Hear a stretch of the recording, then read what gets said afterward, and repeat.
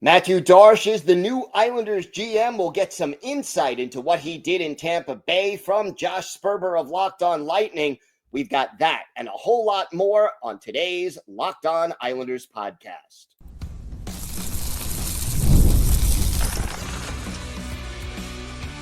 Your Locked On Islanders, your daily podcast on the New York Islanders. Part of the Locked On Podcast Network, your team every day. Welcome, everybody, to the Monday edition of the Locked On Islanders podcast, part of the Locked On Podcast Network, your team every day. I want to thank everyone who makes Locked On Islanders your first listen every day. Don't forget to subscribe on YouTube or wherever you listen to podcasts so you never miss an episode. This episode is brought to you by Monarch Money. Take control of your finances with Monarch Money. Use code LOCKEDONNHL at monarchmoney.com for 50% off your first year. I'm Gil Martin. I've been covering the New York Islanders for almost 2 decades, and I wrote the book Ice Wars on the history of the Islanders' rivalry with the Rangers from 1972 to the modern era. So glad you could join us today to talk a little Islanders hockey. We've got a special guest today for our first segment. Josh Sperber of Locked On Lightning is here. He's going to tell us a little bit about what he's observed about Matthew Darche during his time with the Tampa Bay Lightning. So thanks to Josh for coming by. And without further ado, here is Josh Sperber. It is my pleasure to welcome to Locked On Islanders, the host of Locked On Lightning, Josh Sperber. And Josh, great to have you with us today. Wanted to get a little insight from you. What can you tell us about Matthew Darche and his time in Tampa?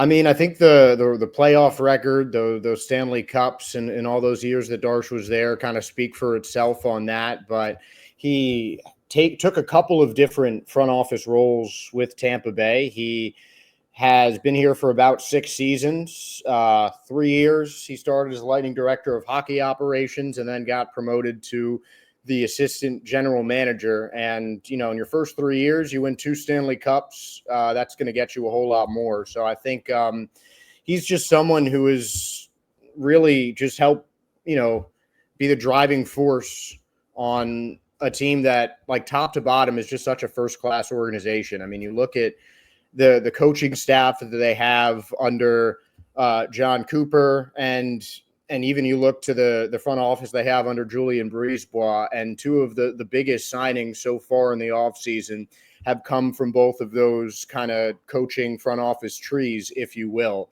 with Jeff Blashill going to the Chicago Blackhawks as well. So, I mean, you know, the Lightning have been a winning organization. They had a 4-year sellout streak before Darche got there. Now it's a 10-year sellout streak. So, I mean, they're just a team that knows how to do things the right way in every aspect of hockey. And I think that's really what Matthew Darche could bring to the table. You mentioned he had, 2 different roles over the course of his 6 years. What are some of the things he specifically was responsible for under each of those roles? I mean, it's really hard to say the individual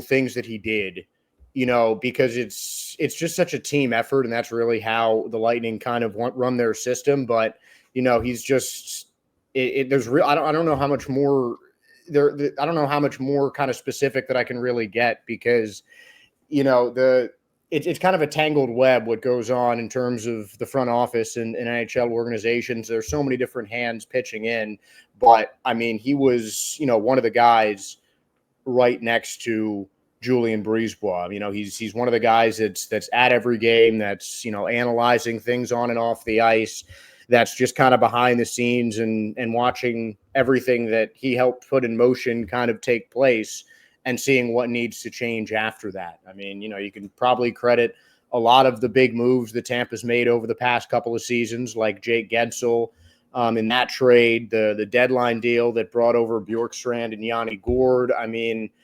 he's got his fingerprints, his DNA on a lot of things that the Lightning have done over these past 6 seasons, and he's helped keep this Lightning team a championship caliber franchise.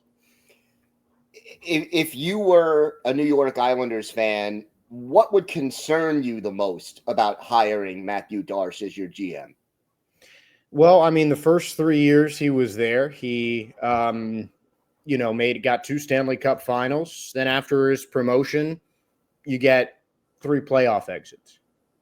So I guess really the recent, downturn, I guess that's only really a downturn by Lightning standards. I know I'm kind of looking at these with the rose-colored glasses over here, but it's still the fact is the Lightning were at the pinnacle of hockey, were one of the kind of untouchable franchises, it seemed, for so long, and then these last couple of seasons, it's really hard to just point your finger at one thing that has contributed to these past few playoff exits. So if there's anything to be concerned about, it's just the Lightning playoff performance in the last 3 seasons. But, you look at the regular season, you look at where the Lightning have been relative to the rest of the Eastern Conference over these last 6 years, it's hard to find a team that really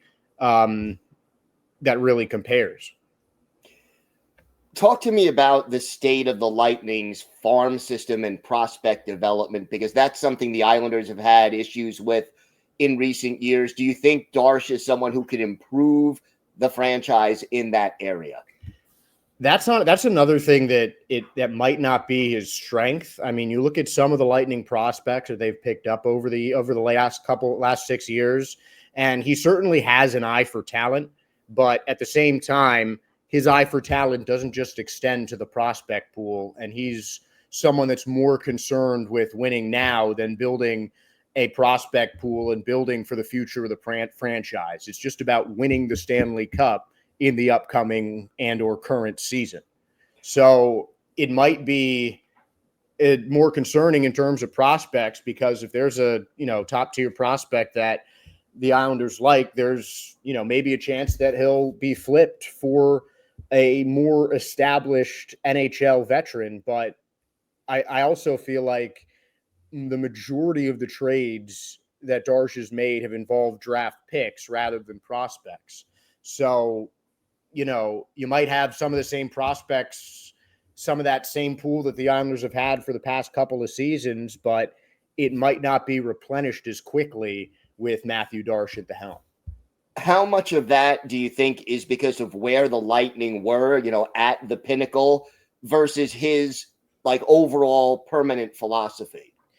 I mean, it's hard to say, because he did come into a franchise that was already on the cusp of greatness, and he just kind of helped push them the last step and has just tried to keep the ship stabilized in a really talented league. But I mean, you look at his background as an NHL player. He was a 9-year NHL vet before getting into management. So he knows what makes a team run.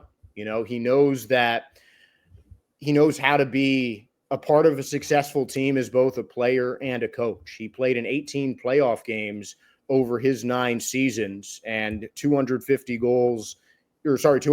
games in the regular season over those 9 years. So I think he just knows how it works. And I do think you could be onto something that, those extra trades of draft picks and even some prospects here and there could definitely be just the Lightning were in a situation that they don't need to worry about their first round pick in 2 or 3 seasons, because they just need a guy who can help them right now. I know he wasn't the GM, he was the assistant GM, but the willingness of the organization to part ways with Steven Stamkos, what does that tell you about the Lightning organization and maybe about Darche's role within it? That they're willing to take risks and make hard calls. And if and when they make some of those gambles in the future, it might not be best to doubt them immediately, because I was one of those people, certainly, that was confused by the Lightning letting Steven Stamkos walk. Even Pat Maroon, a former Lightning Stanley Cup champ with Matthew Darche, even he said something much later in the season about how the Lightning kind of did Stamkos dirty. And in a way, it's some of it makes sense. I don't think that's a completely baseless claim, but at the same time, Stamkos is towards the later stages of his career, and the Lightning needed to make a tough call about who could help them stay in the hunt for the Stanley Cup right now. And it was essentially, if we're going to boil it down as simply as the Lightning got Gensel after parting ways with Steven Stamkos, the Lightning won that deal big time.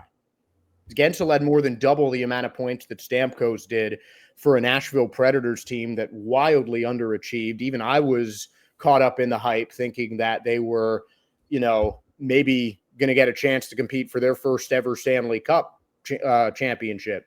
But at the end of the day, it was a tough call that might have upset some fans. Didn't affect the attendance. It was still a full house every night.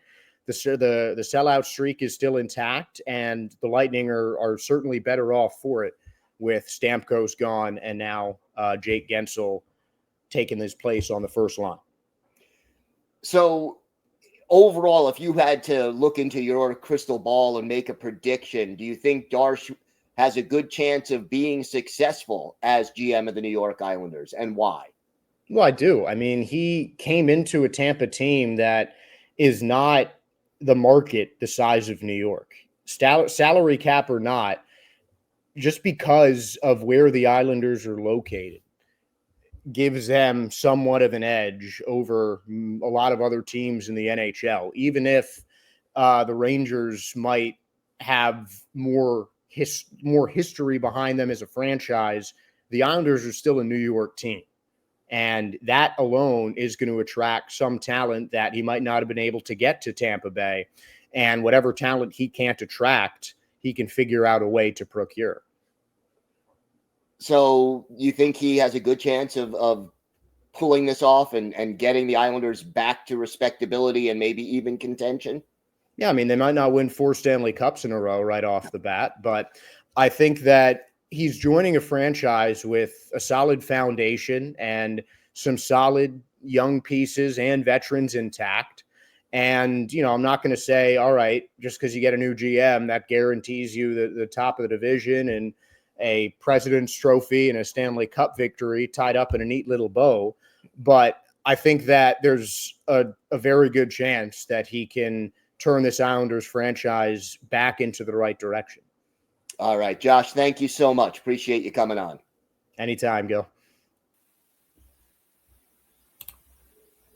Today's episode is brought to you by Monarch Money. Ever check your bank account and wonder, where did all my money go? Between dining out, online shopping, and entertainment, it's easy to lose track, but that's where Monarch Money comes in. It's your personal CFO, giving you full visibility and control over your finances.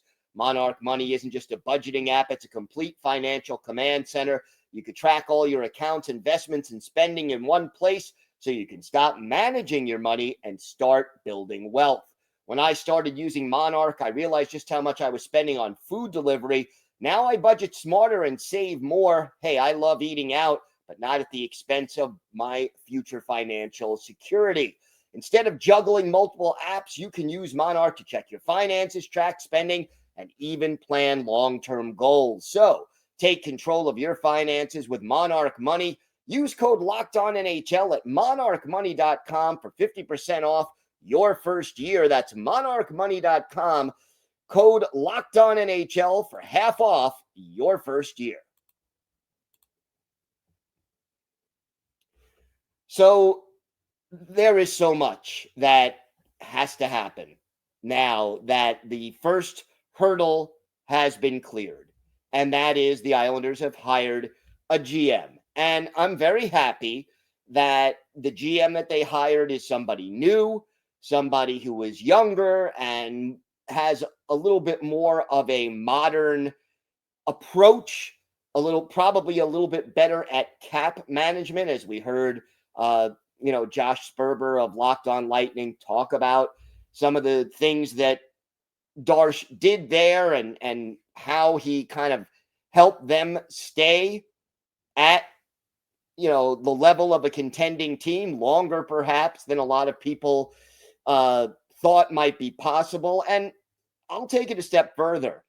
And again, Darche wasn't the ultimate decision maker, but the willingness of the Lightning to part ways with a Steven Stamkos is the exact opposite of the mistakes that Lou Lamoriello made with holding on to players too long, perhaps being a little too loyal to some of his players, and in the end, hurting the team in the long run. So those facts were encouraging. But one big decision that has to be made now by Matthew Darche is the future of this coaching staff.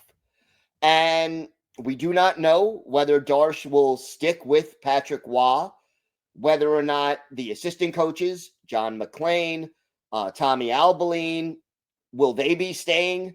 We don't know about Chris Lamoriello, who is currently still listed as the general manager of the Bridgeport Islanders. These are things I expect we will hear about in the near future.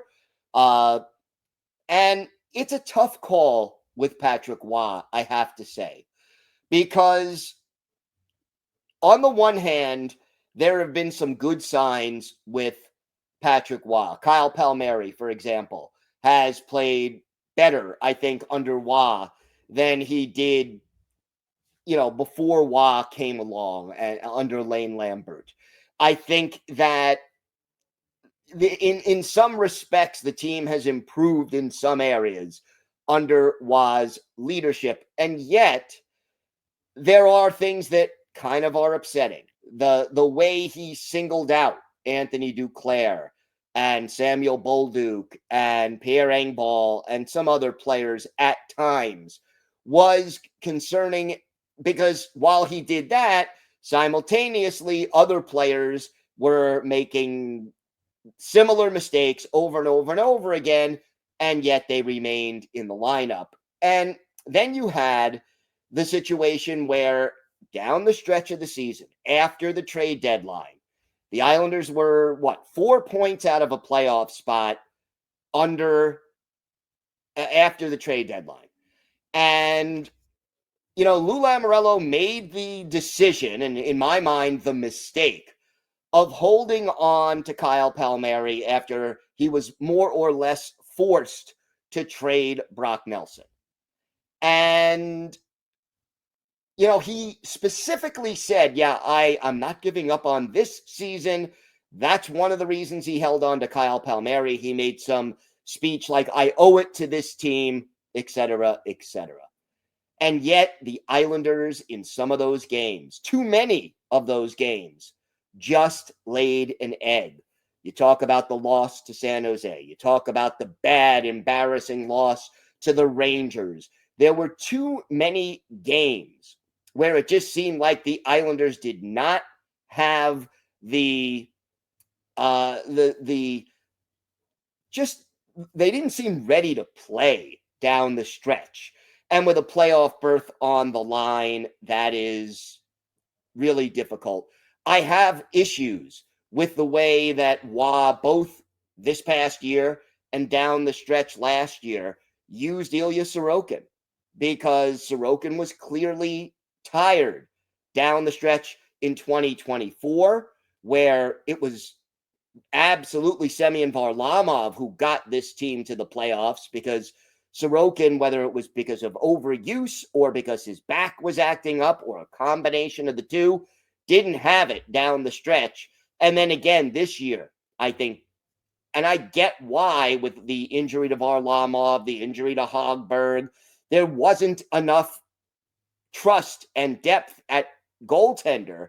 But in the end, you get into one of those catch-22s. You don't trust anybody else, but eventually you wear down the one guy you do trust. And in Waugh's defense, he never had a team that was built to play his style of hockey. So I think I would like to see what he could do with a team that is built to his style of hockey, but I don't know yet, and we're waiting to hear some kind of a press conference from Matthew Darche, whether or not Darche and Wah have compatible goals, whether or not the type of team Darche wants to build fits with Patrick Wah's system, or let's even say could fit with Patrick Wah's system. So, can they be compatible and work together to build up a team, or will Matthew Darche want his own guy in there and part ways, hopefully amicably, with Patrick Wah and bring in his own coach? And if he wants to do that, you also have to ask the question, who else is out there right now?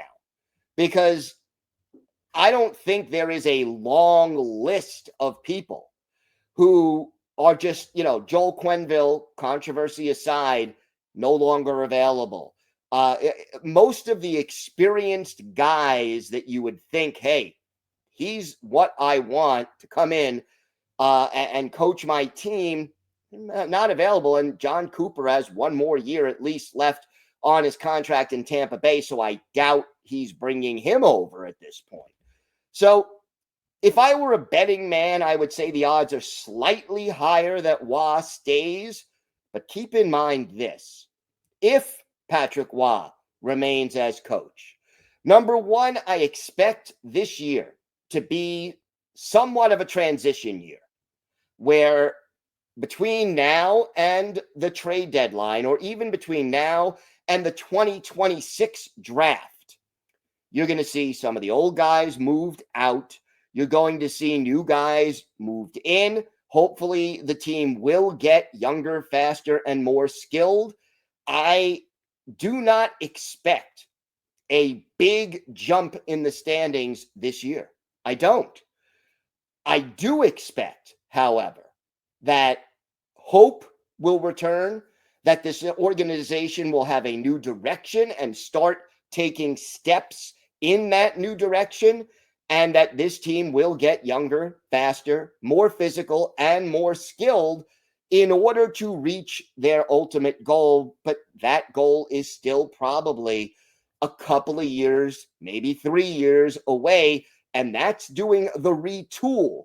And I don't want to see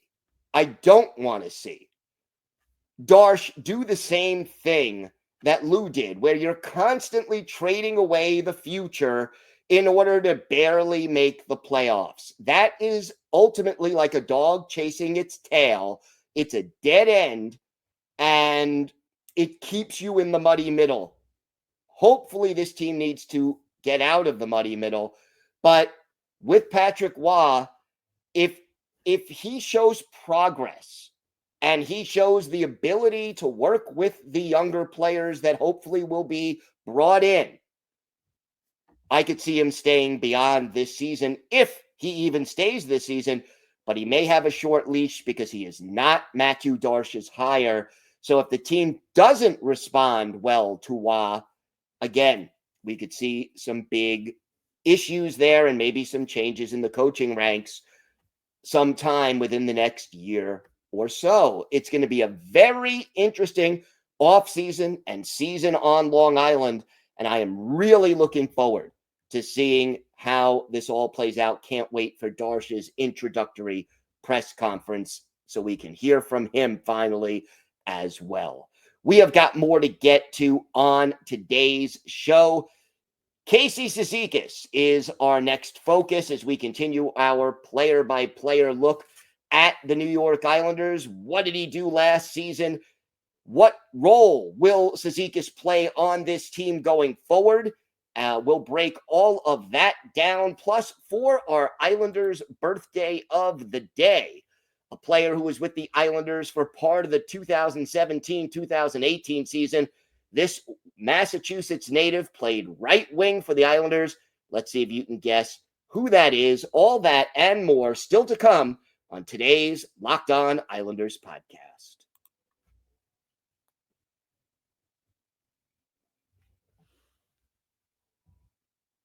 So every day, as you know, we've been going player by player through the Islanders roster, talking about what they did last season, what their roles would be if they still stay with the team next season. We started with Matthew Barzal a few weeks ago. We've done 15 players so far. Today, we continue with Casey Cizikas. And Cizikas, I'll tell you, is in an interesting spot right now. Casey Cizikas is 34 years old. He'll turn 35 in February. And, he can play center. He can play wing. His offensive productivity went down. He had 10 goals and 23 points in 70 games in 2023-2024. Last season, in all 82 games, 7 goals, 17 points. He went from a -2 to a -13, and his penalty minutes went way up from 22 to 51. The hits went up from 135 to 202. The ice time went down about 54 seconds per game to 13:02, and his shots on goal went up 15, but he played in 12 more games. So the pace was more or less the same in that regard. Look, Casey Cizikas is ideally on your fourth line. He can step up and play the third line if necessary. He is a natural center, but can also play wing. He can kill penalties.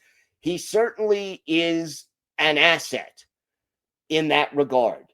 And you look at his contract status right now, and, Casey Cizikas is one of those guys that has one more year left on his contract after this year. So 2 years left, 2025, 2026, 2026, 2027.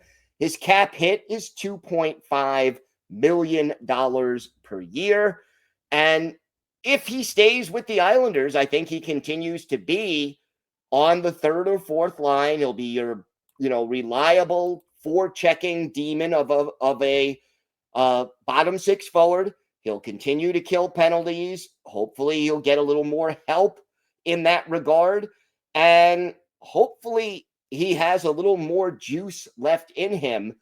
Would I be shocked if the Islanders look to move on from Casey Cizikas? The cap hit isn't that high. You could free up a little cap space to add maybe 2 younger players for the amount of money that you have on Casey Cizikas' contract. And you can get guys to do his job for a little less. Look, Zeker has been a great Islander. I am a fan of Casey Cizikas. Always have been. Whether or not he sticks around for a full year, that remains to be seen, because I think the Islanders, if they are looking to get younger, faster, and more skilled, Sizikas is a player who, especially at the trade deadline, other teams may be interested in, because he's got playoff experience. He's the kind of guy who has leadership ability and kills penalties, is responsible defensively. I think he is the kind of guy that a contender could latch on to as a solid, low-cost addition at the trade deadline. But again, it depends how he plays this season. It depends on where the Islanders are this season. There are a lot of variables that still need to be figured out. So, in my mind, Sizikas probably starts the season on Long Island, but I wouldn't be shocked if he's traded at some point in the next 12 months.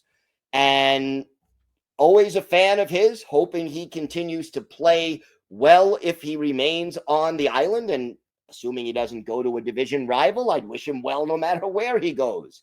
But, he's getting up there in years, and I would say at this point, this year, at the most next year, which are the last 2 years of his contract, probably his final year or so with the New York Islanders. And, Father Time is undefeated, and eventually there comes that point where you say goodbye to even the guys you really, really like. And, you look at his stats. Casey Cizikas at this point is 103 games away from 1,000 for his NHL career. And he has been an Islander. This will be, if he does stick around, this will be the 15th season that he is in an Islander uniform. Always been a fan. And we'll see what role, if any, he has on the Islanders this year. I expect he'll be a third or fourth line player if he sticks around. Time now for our Islanders birthday of the day. This is a hard one because he was only an Islander briefly, but we are a day early. Tuesday will be the 34th birthday of former Islanders winger Chris Wagner, the Walpole, Massachusetts native, 6 feet, 192 pounds, a fifth-round pick of the Anaheim Ducks back in 2010. Spent a couple of years at Colgate playing hockey there. Joined the Ducks late in the 2014-2015 season. Played for the Avalanche, the Ducks, the Islanders for 15 games in 2017-2018. Then played for the Bruins and briefly the Avalanche again.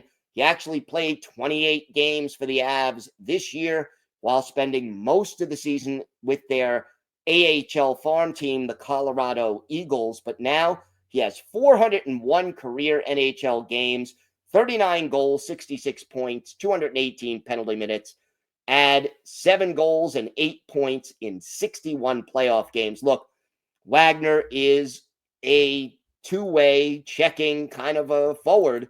That's his role. That's what he does. Looking at one of his better games as an Islander, March 31st, 2018, Islanders visiting Newark to take on the Devils. The goalies, well, it's Thomas Greiss for the Islanders, Keith Kincaid for New Jersey. And in this game, with the Islanders at this point trailing by a score of 4-2, third period, our Islanders' birthday of the day, Chris Wagner gets his 7th goal of the year, but his only goal as an Islander. Johnny Boychuk and Nick Leddy with the assist. That made it 4-3. Unfortunately, that was the final. Thomas Greiss made 31 saves in a losing effort for the Islanders. But our Islanders' birthday of the day, basically,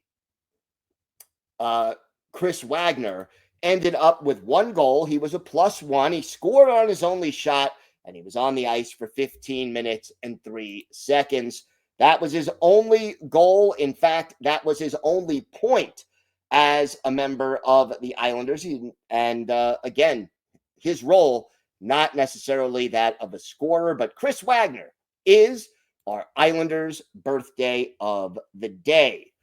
I want to thank everyone who makes Locked On Islanders your first listen today. For your second listen, check out the all-new Locked On NHL Game Night. Every game, every night until a Stanley Cup champion is crowned. Get local analysis on a national scale. You could find NHL Game Night on Locked On NHL.